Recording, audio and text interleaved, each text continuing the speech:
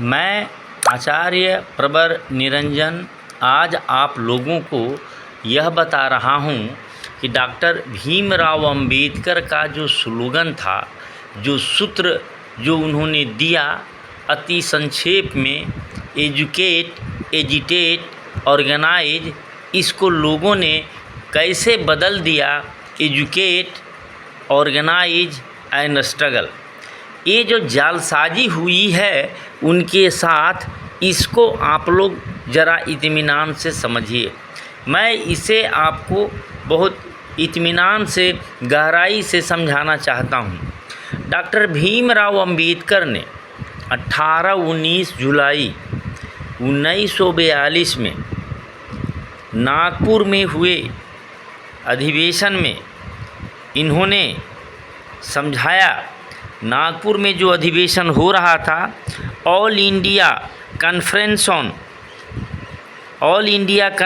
Of the depressed classes की सभा थी और डॉक्टर भीमराव अंबेडकर अपने अंतिम वाक्य बोल रहे थे, my final words of advice to you are educate, agitate and organise, have faith in your self.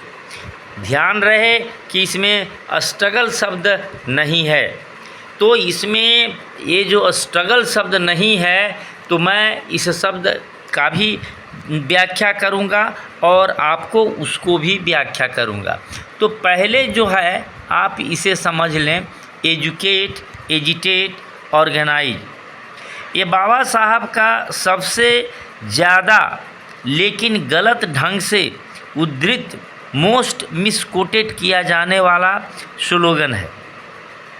अब इसमें आप देखेंगे कि इतना ही नहीं है कि शब्द को बदल दिया गया है। बाबा साहब का जो ये स्लोगन जो आपको दिख रहा है, इसमें ऑर्गेनाइज जो है तीसरे क्रम पर है और अभी जो नारा प्रचलित है उसमें ऑर्गेनाइज जो है दूसरे क्रम पर है और तीसरे क्रम पर जो है स्ट्रगल ले आया है। मानो कि बाबा साहब को स्ट्रगल और एजिटेट शब्द में कोई अंतर पता नहीं था और आज के जो रोड छाप जो नेता हैं, इनको उनसे ज़्यादा समझदारी हो गया है और उन्होंने इसमें संशोधन कर दिया है। संशोधन करना आपत्तिजनक नहीं होता है, लेकिन संशोधन के साथ यदि आपने किया है, आपको ज़्यादा उचित लगता है, तो आप अपना नाम लिख दिया करें। आप बाबा साहब का नाम नहीं कोट करें और यदि आप कोट करते हैं तो आप ठहर करके उस पर विचार कीजिए कि उतने बड़े महान विचारक को शब्दों की उपयुक्तता अच्छी तरह से समझ थी और उन्हें एजिटेट और स्ट्रगल दोनों शब्द का अर्थ मालूम था और उन्होंने क्यों है जो एजिटेट शब्द का प्रयोग किया वो भी दूसरे क्रम में और आप जो हैं तीसरे क्रम में इसको स्ट्रगल के रूप में रखते हैं। तो होता क्या है कि आप ये बात को जो नहीं समझना चाह रहे हैं, तो आप इसको ज़रा सा इत्मीनान से समझें। समझना ये है कि अभी जो तथाकथित जो बुद्धिजीवी जो हैं, जिन लोगों को अब आदमी जो होते हैं, आप किसी भी समय 3 तरह के लोग को कैटेगराइज कर सकते हैं। एक तो नादान लोग होते हैं जिनको समय नहीं है, समझने का फुर्सत नहीं है, समझने का स्तर नहीं है या उसने ध्यान नहीं दिया, तो बहुतायत में नादान लोग होते हैं। नहीं जानना गलत नहीं है, लेकिन कुछ लोग मूर्ख भी होते हैं और कुछ लोग धूर्त भी होते हैं। मूर्ख वे लोग होते हैं जो समझने का तार्किकता रखते हैं, तार्किक क्षमता रखते हैं, बौद्धिकता रहते हैं, बात को समझने का प्रयास नहीं करते हैं, उनको मैं मूर्ख की श्रेणी में रख रहा हूँ। और धूर्त जो होते हैं वो सारा चीज़ समझ करके अपने किसी निजी स्वार्थ में इनका उपयोग या कहें कि दुरुपयोग करते हैं और जो है लोगों को मूर्ख बनाने का जो कोशिश किया जाता है, ऐसे लोगों को धूर्त श्रेणी में रखा जाता है। तो मैं इसमें ज़्यादा आपको उलझाना नहीं चाहूँगा, लेकिन एजुकेट, एजिटेट और ऑर्गेनाइज शब्द का जो हिंदी भावार्थ है स्लोगन के रूप में वो सूट करता है या नहीं करता है मैं नहीं जानता हूँ, लेकिन इसका अर्थ होता है एजुकेट, शिक्षित हो, शिक्षित बनो, शिक्षित करो। एजिटेट, जो आपने ग्रहण किया शिक्षा के क्रम में उसका मनन मंथन करो, उसको एजिटेट कहो, उसको मथो। एजिटेटर, दही के घोटने वाले इंस्ट्रूमेंट को एजिटेटर कहा जाता है, जिससे दही को मथ करके मक्खन निकाल लिया जाता है। देन ऑर्गेनाइज, आपने जिस चीज़ को पढ़ा है, आपने जिस चीज़ को समझा है उसको मथो और उसमें से जो धारण करने योग्य कुछ हो उसको तुम धारण करो और उसे फिर ऑर्गेनाइज करो, व्यवस्थित करो। व्यवस्थित करो, ऑर्गेनाइज सबसे आप दो अर्थ लगा सकते हैं कि एक तो कि संगठित करो, उन कंटेंट को संगठित करो, और दूसरा ये हो सकता है कि आप उसे किसी ऑर्गेनाइजेशन में ले जाएं, किसी संगठन में ले जाएं और एक विमर्श आप वहाँ प्रस्तुत करें कि मैंने ये पढ़ा है और इससे मैंने ये निष्कर्ष निकाला है, आपकी क्या राय है। तो उस विमर्श के बाद एक निखरा हुआ स्वरूप आपके सामने आएगा। तो यहाँ पर जो ये जो शब्द जो मैं बता रहा हूँ कि एजिटेट जो शब्द है, यहाँ स्ट्रगल शब्द नहीं है। तो जिन लोगों ने एजिटेट को नहीं समझा इसीलिए उसने हटा दिया। अब उनका स्वार्थ क्या है, उनकी समझ क्या है, ये आप समझ रहे हैं।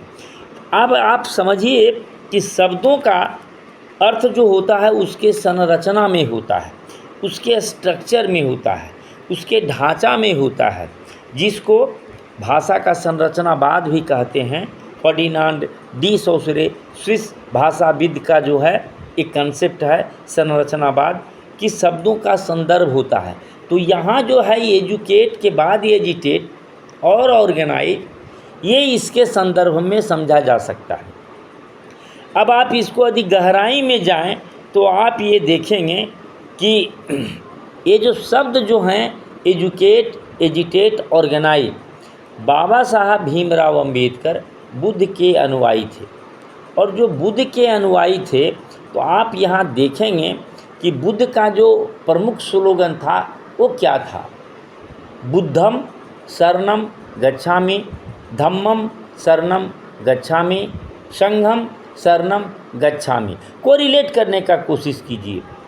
बुद्ध जो थे वो ये नहीं कह रहे हैं कि मेरे शरण में आ जाओ, उनको भी बुद्धत्व की प्राप्ति हुई थी। उनका नाम गौतम था और उनको जब बोध गया में बुद्धत्व की प्राप्ति हुई, विशिष्ट स्तर की बुद्धि की प्राप्ति हुई, तो वो कहते हैं कि बुद्धि के शरण में जाओ। उसके बाद जब उसका मनन मंथन करते हो तो उससे कुछ धारण करने योग्य निकलता है। जब आप मथते हैं दही को तो मक्खन निकलता है जो धारण करने योग्य होता है। तो आप जो पढ़ते हैं उसमें से जो धारण करने योग्य होता है वही है जो आपका धर्म है। तो कहा गया है पाली में, धारेति ती धम्मो, जो धारण करने योग्य है वही धर्म है। तो आपने जो पढ़ा उसमें से जो धारण करने योग्य है वही धम्म है। देन संघम शरणम, फिर आप उसे लेकर के संघ में जाइए और वहाँ उस पर विमर्श कीजिए। तो बाबा साहब ने भी उन शब्दों को जो समझा और अपने लोगों को जो समझाने के लिए जो बात कहा वो एजुकेट, एजिटेट, ऑर्गेनाइज है।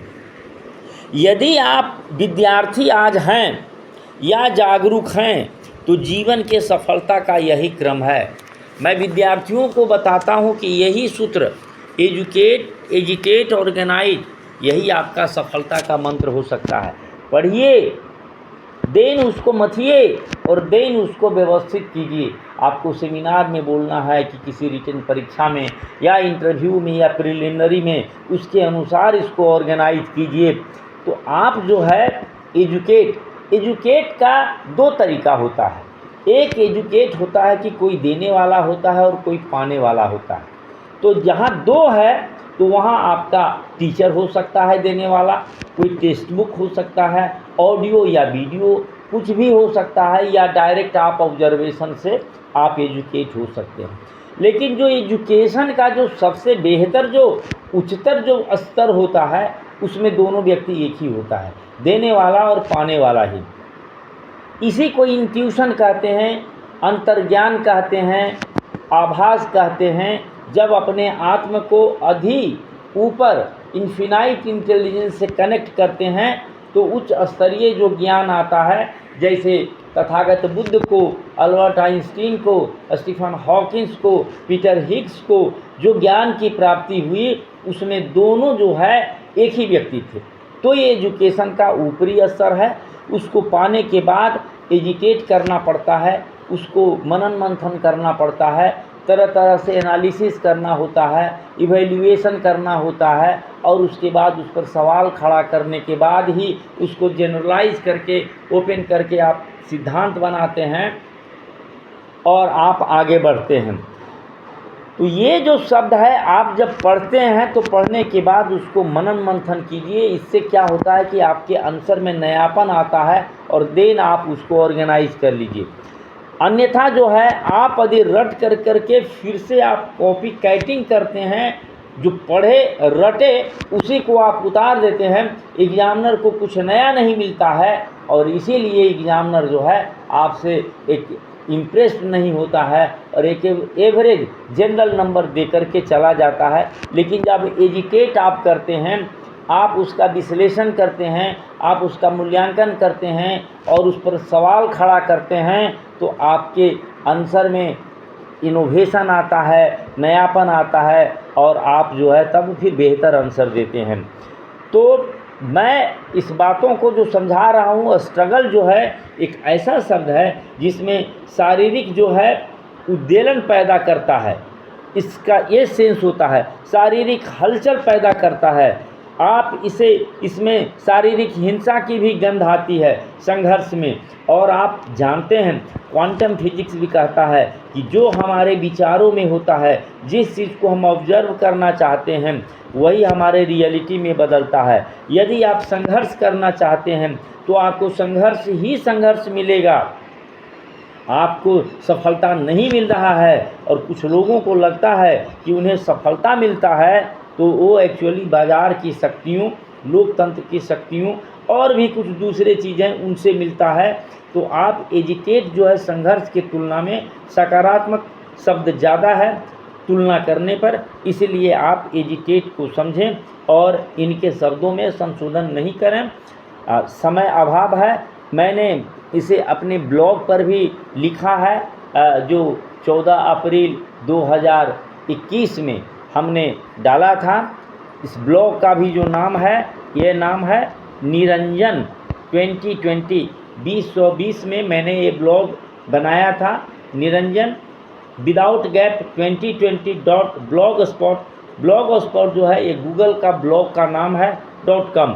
आप इस पर जाएंगे तो 14 अप्रैल 2021 के डेट में जो ब्लॉग आपको होगा वहाँ 200 से कोई ऊपर मेरे आर्टिकल हैं जिसे देश विदेश में पढ़ा जाता है। तो आप इसको विस्तार से वहाँ पढ़ सकते हैं, समझ सकते हैं। तो आप इसी तरह के अकादमिक विमर्श के लिए हमारे साथ बने रहिए। हमारे वीडियो को आप शेयर कीजिए, आप है जो सब्सक्राइब कीजिए, आप इसको लाइक कीजिए और बने रहने के लिए आपको धन्यवाद। फिर एक बार अपील करते हैं कि आप मेरे चैनल को सब्सक्राइब कीजिए ताकि आप एकेडमिक विमर्श में आप शामिल रहें और मैं आपको इस पर हमेशा जो है लगातार निरंतरता के साथ मैं आपको देता रहूँगा मटेरियल। धन्यवाद।